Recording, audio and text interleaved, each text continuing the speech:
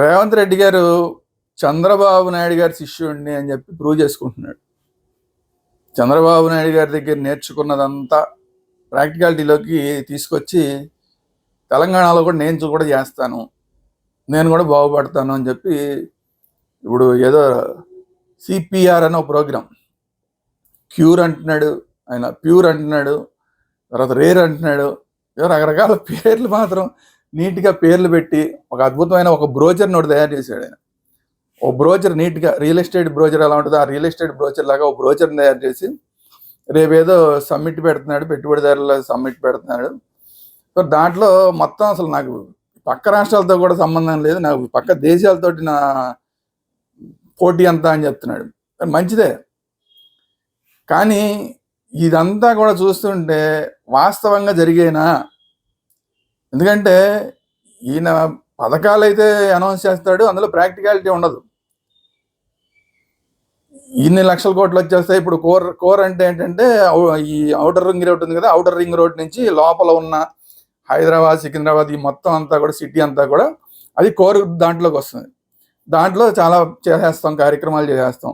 ఆ తర్వాత రేర్ అంటేనేమో ఆ ఇన్నర్ రింగ్ రోడ్, అది మళ్ళీ దాని పక్కన ఇంకొక ring road, regional ring road ఏదో పేరు పెట్టారు దానికి, అది వస్తుంది. దాంట్లో దాని లోపల ఉండేవి అంటే అవుటర్ రింగ్ రోడ్ దగ్గర నుంచి ఆ రీజనల్ రింగ్ రోడ్ మధ్యలో ఉండేది ఏదైతే ప్రాంతం ఉందో అదంతా మేము ఇండస్ట్రియల్ ఏరియాగా డెవలప్ చేస్తామని చెప్పి దానికి ఒక రేర్ అని పేరు పెట్టి, ఇదంతా కూడా కాకుండా ఆ రీజనల్ రింగ్ రోడ్ దాటిన తర్వాత మిగతా రాష్ట్రం అంతా అదంతానేమో దానికి అంతా కూడా రేర్ అని ఒక పేరు పెట్టాడు. ఏంటంటే రూరల్ ఏరియా అంతా అగ్రికల్చర్ అంతా డెవలప్ చేసేస్తాం, ఇక్కడ ఇది డెవలప్ చేసేస్తాం, అక్కడ ఇది వచ్చేస్తుంది, ఇది వచ్చేస్తుందో తెగ చెప్పేస్తున్నాడు రేవంత్ రెడ్డి గారు.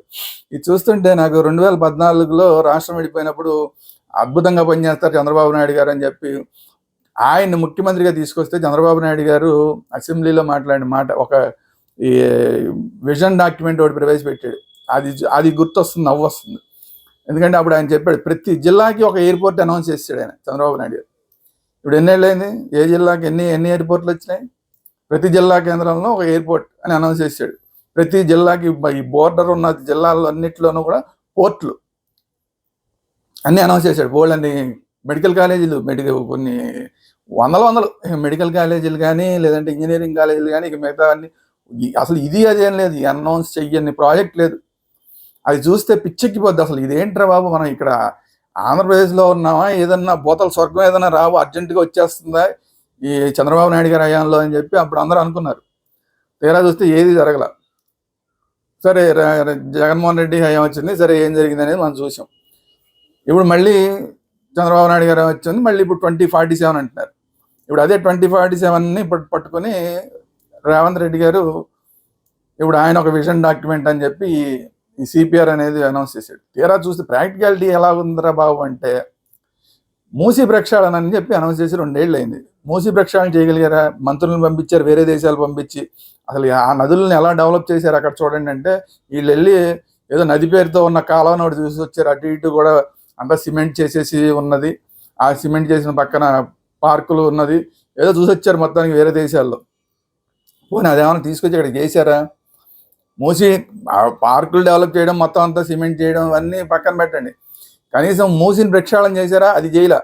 ఆ మూసికి అటుపక్క ఇటుపక్కన ఇళ్ళు, పేదవాళ్ళ ఇళ్ళు మాత్రం కొట్టేసేసి వాటిని ఆ భూములన్నీ స్వాధీనం చేసేసుకున్నారు. అది చేసింది. మరి వీళ్ళు మళ్ళీ క్యూర్ అంటాడు, రేర్ అంటాడు ఆయన, మళ్ళీ ఏదో ఇంకోటి ఏదో అంటాడు, కోర్ అంటారు. ఇది అన్నీ ఇప్పుడు అయ్యేనా చచ్చానా అనేది ఇప్పుడు అందరికీ డౌట్.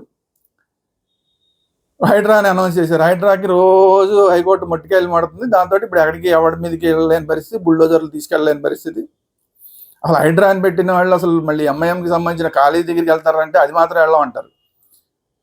వీళ్ళు మాత్రం మొత్తం హైదరాబాద్ అంతటి నేను మొత్తం బాగు చేసేస్తాను, అసలు మొత్తం చెరువులన్నింటినీ కూడా, పాత చెరువులన్నీ మళ్ళీ తీసుకొచ్చేస్తాను, ఎఫ్టీఎల్ జోన్లో ఉన్నవన్నీ కూడా తొలగించేస్తామని చెప్పారు. అసలు చెరువుని పూర్తి చేసి కట్టిన కాలేజీనే పూడ్చలేరు, సామాన్యుల దగ్గరికి వెళ్ళి అవి ఇవి కొట్టేస్తారు. సో ప్రాక్టికాలిటీకి చాలా దూరంగా ఉంది రేవంత్ రెడ్డి గారి విజన్ అంతా కూడా. అయితే ఏంటంటే ఆయన దీని ద్వారా చేయదలుచుకుంది ఏంటంటే అక్కడ అదే వస్తుంది ఇది వస్తుందని చెప్పి గతంలో మన వైఎస్ రాజశేఖర రెడ్డి గారు ఇలాగే చేసేవాడు. ఎప్పుడు ఏదో ఒక ఫీలర్ వదులుతూ ఉండేవాళ్ళు. అక్కడ ఏదో వస్తుంది, నూజివీడి దగ్గర ఏదో వచ్చేస్తుంది, ఏదో కాలేజీ ఇంకోటి ఏదో వస్తుంది, లేదంటే ఇంకో భీమవరం దగ్గర ఏదో వస్తుంది, లేదంటే ఆకివీడి దగ్గర ఏదో వస్తుంది, లేదంటే కడప దగ్గర ఏదో వచ్చేస్తుంది, ఇంకో దగ్గర ఏదో వస్తుంది.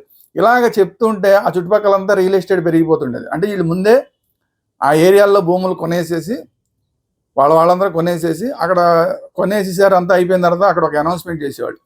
అనౌన్స్మెంట్ చేసేసరికి అక్కడ ఏదో వచ్చేస్తుంది అనగానే ఈ భూముల వాల్యూలన్నీ పెరిగిపోయాయి. అంటే వీళ్ళు ఆల్రెడీ రైతుల దగ్గర చాలా తక్కువకి కొనేసిన భూములు ఒకేసారి భూములకి రెక్కలు వచ్చేసి రేట్లు వచ్చేసేవి. ఇమీడియట్గా అక్కడ అమ్మేసేవాళ్ళు.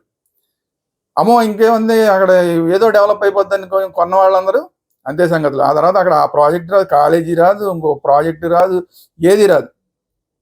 మళ్ళీ ఇంకో దగ్గర అక్కడ అనౌన్స్ చేసేవాళ్ళు. ఇట్లా ఇక్కడ జరుగుతూ ఉండేది. సో ఆ సిస్టమ్ అంతా కూడా ఇప్పుడు రేవంత్ రెడ్డి గారు తీసేసుకొచ్చినట్టుగా కనబడుతుంది ఇప్పుడు చూస్తూ ఉంటే. ఓ మంచి బ్రోచర్ మాత్రం వేసారు, రియల్ ఎస్టేట్ బ్రోచర్ లాగా సేమ్ ఒక బ్రోచర్ వేసి ఇదంతా పెట్టుబడిదారులకు చూపించి, ఈ పెట్టుబడిదారులందరూ కూడా ఇంకేమైనా వచ్చేసేయండి, మేము మా దగ్గర పెట్టుబడులు పెట్టేసేయండి, మేము ఇక మీరు ఇక్కడ రూపాయి పెట్టుబడి పెడితే మీకు 100 రూపాయలు వచ్చేస్తుంది అన్నట్లాగా చెప్తున్నారు. మరి ప్రాక్టికాలిటీ ఏంటి అంటే అవన్నీ డెవలప్ చేయాలంటే కేంద్ర ప్రభుత్వ సహకారం చాలా అవసరం. కేంద్ర ప్రభుత్వ సహకారం హైదరాబాద్కి లేదంటే తెలంగాణకి ఎంతవరకు వస్తుందంటే కిషన్ రెడ్డి గారు అసలు ఏమాత్రం సహకరించట్లేదు అని చెప్పి రేవంత్ రెడ్డి గారే 10 సార్లు చెప్పాడు. సో తెలంగాణలో పుట్టి పెరిగి కేంద్ర మంత్రి అయిన కిషన్ రెడ్డి గారే సహకరించకపోతే మిగతా కేంద్ర ప్రభుత్వం అంతా కూడా ఎంతవరకు సహకరిస్తుంది? అది కూడా కాంగ్రెస్ ప్రభుత్వాన్ని ఉద్ధరించేయడానికి, కాంగ్రెస్ ప్రభుత్వానికి మంచి పేరు వస్తుంటే డబ్బులు తీసుకొచ్చి ఇక్కడ గుమ్మరిచ్చేయడానికి ఏ కేంద్ర ప్రభుత్వం, ఏ రాజకీయ పార్టీగా ఎవరు కూడా ఇష్టపడరు. ప్రతిపక్ష పార్టీలు ఉన్న చోట ఎక్కువ పెట్టుబడులు పెట్టించడానికి కానీ, వాళ్ళకి ఏమైనా లోన్లు ఇప్పించడానికి కానీ ఇలాంటి వాటికి ఇష్టపడరు. సో అట్లాంటి సందర్భంలో కేంద్ర ప్రభుత్వం 2047 అనౌన్స్ చేస్తాను, నేను 2047 అనౌన్స్ చేస్తాను అంటే కేంద్ర ప్రభుత్వ సహకారం లేకుండా ఆ ఏరియాలో రోడ్లు కానీ మిగతావి కానీ డెవలప్ చేయడానికి డబ్బులేవి నీ దగ్గర? ఉద్యోగస్తులు మా జీతాలు పెంచండి అంటేనే నన్ను ఈడ్చితనినా కూడా 5 పైసలు లేదని చెప్పి రేవంత్ రెడ్డి గారు చెప్పారు. ఎవడొస్తాడో రండి, ఆర్థిక శాఖను మీకు అప్పచెప్తాను, రేపు నుంచి మాకు వస్తే రెవెన్యూ అంతా మీకే చెప్తాం, మీరే పరిపాలన చేయండి, ఎలా ఖర్చు పెట్టాలో మీరు చెప్పండి, మీరు ఎక్కడ ఖర్చు పెట్టమంటే అక్కడ ఖర్చు పెడతాం, మీరు ఎవరికి ఇమ్మంటే వాళ్ళకి డబ్బులు ఇస్తాం, జీతాలు పెంచమంటే జీతాలు పెంచుతాం, చేసి చూపించండి అని చెప్పి ఆయన అన్నాడంటే 5 పైసలు ఈడ్చితన్నా నా దగ్గర లేదని చెప్పాడు. మరి అలాంటప్పుడు ఇంత విజన్ డాక్యుమెంట్ ఏదో రిలీజ్ చేసేసి దాంట్లో ప్రాక్టికల్గా అసలు కనీసం మౌలిక సదుపాయాలనే కల్పించే పరిస్థితుల్లో గవర్నమెంట్ లేదు. సో ఇదంతా కూడా ఈ మసిపూసి మారేడుగా చేసే వ్యవహారం రేవంత్ రెడ్డి గారు మానేసి, సరే ఆ రియల్ ఎస్టేట్లో డబ్బులు దండుకుందాము, మన వాళ్ళు ఎవరు ఉన్నారు, అలాంటి రాజకీయాలు అలాంటివి అని ఉంటే ఓకే.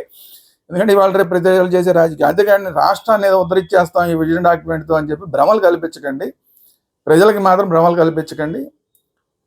ఎందుకంటే ప్రాక్టికాలిటీకి చాలా దూరంగా ఉంది ఈ విజన్ డాక్యుమెంట్ అనేది. ఆ విజన్ డాక్యుమెంట్ అనేది ప్రాక్టికాలిటీకి చాలా దూరంగా ఉంది. కాబట్టి ఈ విజన్ డాక్యుమెంట్ చూసి తెలంగాణ ప్రజలు ఏమన్నా కనుక అబ్బో ఏదో అయిపోతుంది, అసలు హైదరాబాద్ మహానగరం కాదు, విశ్వనగరం కాదు, ఇంకా పెద్ద నగరం, ఏదో అయిపోతుంది అని భ్రమలు పడితే మాత్రం వస్తుందే. ఇది ఈరోజు వీడియో.